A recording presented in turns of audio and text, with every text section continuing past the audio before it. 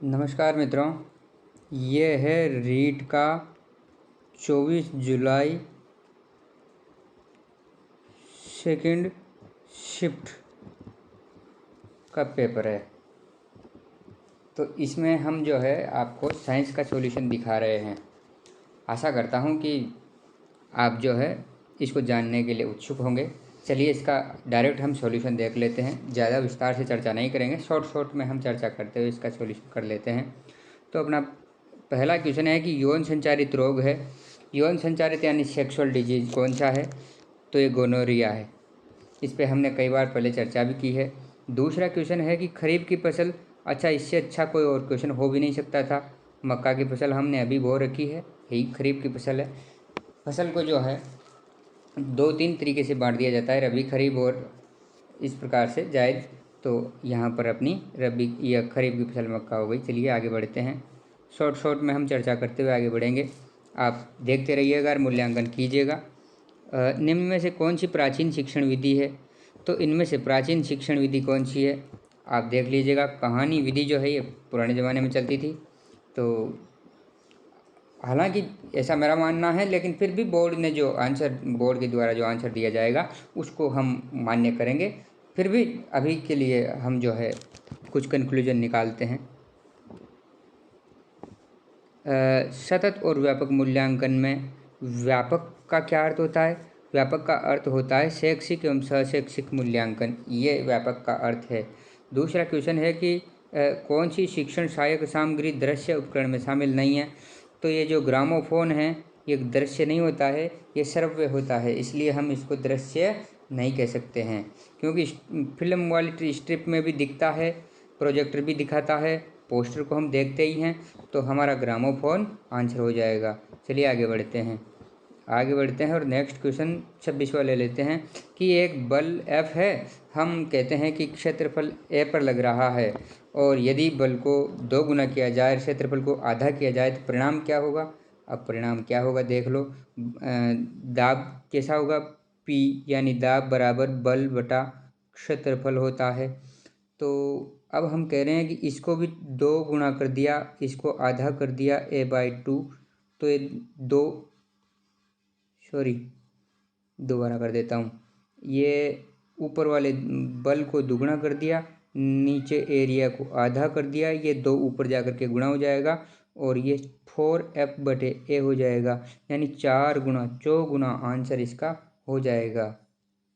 चलिए हम आगे बढ़ लेते हैं।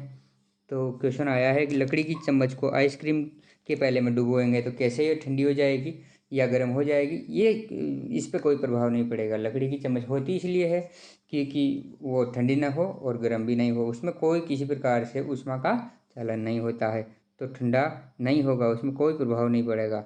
ये इसका आंसर है। सुबह भी ये एग्जाम में आया था। चलिए नेक्स्ट क्वेश्चन देख लेते हैं। अपन जिसमें अपना मुख देखते हैं वो वाला जो समतल दर्पण है उसका प्रतिबिंब कैसा बनता है? तो उसका दर्पण का जो है आभासी यानी काल्पनिक प्रतिबिंब बनता है, दर्पण के पीछे बनता है और आवर्तित तो नहीं बनता, बराबर बनता है। देखो वास्तविक भी नहीं बनता है, ये बी वाला आंसर होगा। आभासी दर्पण के पीछे बिंब के साइज के बराबर, ये वाला आंसर हो जाएगा।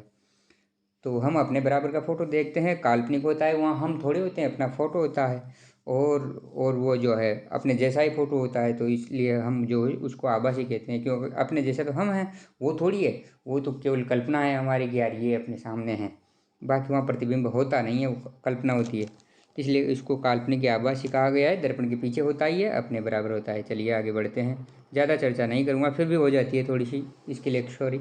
चलिए हमारी ये क्वेश्चन एनसीईआरटी से बहुत अच्छा उठ कर के आया है, डायरेक्ट उठ कर के आया है कि मानव कितनी क्षमता सुन सकता है, कितनी ध्वनि को सुन सकता है। तो 20 हर्ट्ज से 20,000 हर्ट्ज, इस 20,000 हर्ट्ज को 20 किलो हर्ट्ज भी कह सकते हैं, KHZ, इस प्रकार से 20 HZ से 20 KHZ इस प्रकार भी लिखा हो सकता था, कोई बात नहीं, यही हो जाएगा आंसर।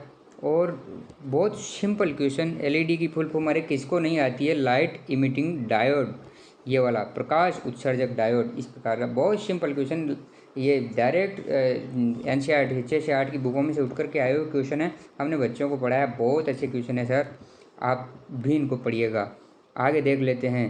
और विद्युत सेल क्या करता है? अरे विद्युत सेल रासायनिक ऊर्जा को विद्युत ऊर्जा में बदलता है। भाई साहब, हम चार्ज कर लेते हैं, उसके बाद जब हम किसी बैटरी में रखते हैं तो उसमें खुद में तो होती है रासायनिक ऊर्जा, और फिर वो लट्टू को जलाता है तो वहाँ विद्युत ऊर्जा में बदल देता है। बहुत अच्छा क्वेश्चन है। चलिए आगे बढ़ जाते हैं। दूसरा क्वेश्चन आ गया है कि सूर्य से दूरी के आधार पर, अरे कितना अच्छा क्वेश्चन है। बुध, शुक्र और पृथ्वी, मंगल, बस यही है। बुध, शुक्र, पृथ्वी, मंगल, आगे आ जाता है बृहस्पति, शनि, अरुण और वरुण। फिर अब प्लूटो को तो हटा दिया 2006 में, तो यही हो जाएगा इसका क्रम दूरी के आधार पर। चलिए नेक्स्ट क्वेश्चन ले लेते हैं। निम्न में से कौन सा एक अच्छे परीक्षण का मापदंड नहीं है? तो ये व्यक्तिपरक नहीं होना चाहिए। देखो, विश्वसनीय होना चाहिए, वस्तुनिष्ठ होना चाहिए, वैध होना चाहिए, व्यक्तिपरक नहीं होना चाहिए। यानी कि कोई व्यक्ति जैसा चाहे वैसा हो, ऐसा नहीं होना चाहिए मूल्यांकन में। चलिए नेक्स्ट बढ़ जाते हैं। 34 क्वेश्चन देख लेते हैं कि चावल की सूखी डंडियों से चावल को पृथक्करण। अरे पुराने ज़माने में ऐसा ही चलता था कि चावल को पूरे डंठल सहित पकड़ार पीटार इस प्रकार से निकाल लेते थे। आजकल थ्रेशिंग मशीन आ गई है, तो हम क्यों ना थ्रेशिंग कर देंगे। थ्रेशिंग बहुत इसका सिंपल क्वेश्चन है। समुद्री जल से, और समुद्री जल से नमक कैसे बनाएंगे? कितना सिंपल क्वेश्चन है। ये तो वाष्पन से बना लेंगे। हम जो है उसको पानी को सुखा देते हैं और फिर जो नीचे लवण बचता है उसको रिफाइन करके और फिर अपने पास पहुंचा देते हैं। कितना सिंपल क्वेश्चन है, इसमें तो चिंता करने की कोई बात ही नहीं है। शायद किसी ने गलत नहीं किया होगा, मैं मानता हूँ, क्योंकि आप साइंस के स्टूडेंट तो हो ही। चलिए आगे बढ़ते हैं। और चींटी के काटने पर जो है जो प्रभाव होता है वो कैलामाइन विलयन में उपस्थित रासायनिक पदार्थ वो जिंक कार्बेट होता है। जो हमारे को दर्द देता है वो जिंक कार्बेट होता है। तो आगे बढ़ जाते हैं। अम्लीय वर्षा के लिए उत्तरदायी ऑक्साइड कौन सा है? तो ये SO2 है साहब। ये SO2 जब जल से क्रिया करता है H2O से, तो ये H2SO4 यानी कि सल्फ्यूरिक अम्ल बना लेता है, जो कि अम्लों का राजा होता है साहब। इसलिए ये बहुत खतरनाक होती है। चलिए आगे बढ़ जाते हैं। बहुत सिंपल क्वेश्चन आए थे, बहुत अच्छे क्वेश्चन है, किसी ने गलत नहीं किए होंगे। थर्मोसेटिंग क्या होता है सर?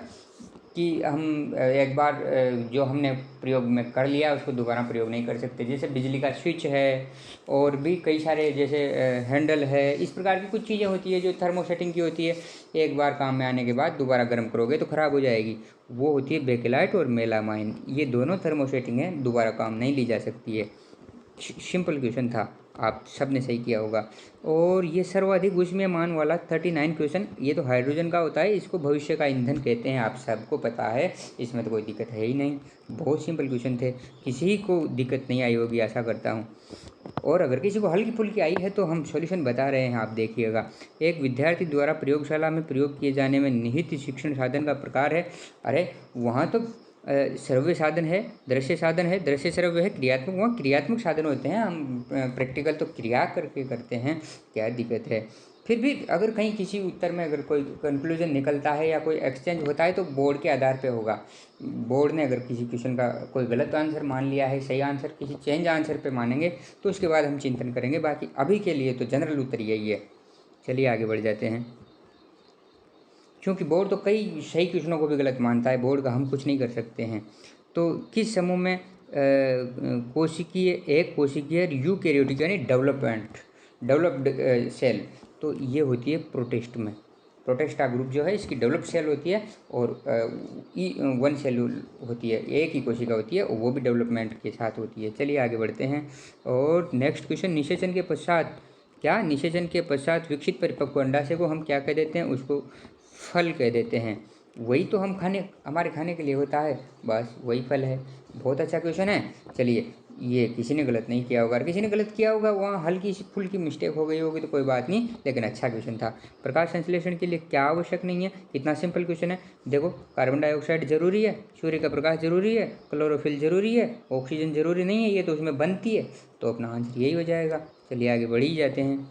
और 44 क्वेश्चन जल्दी से देख लो कि पौधों में श्वसन के दौरान ग्लूकोज का पायरुविक अम्ल, अरे ये तो बहुत अच्छा है, ग्लाइकोलाइसिस चक्कर में ऐसा ही होता है।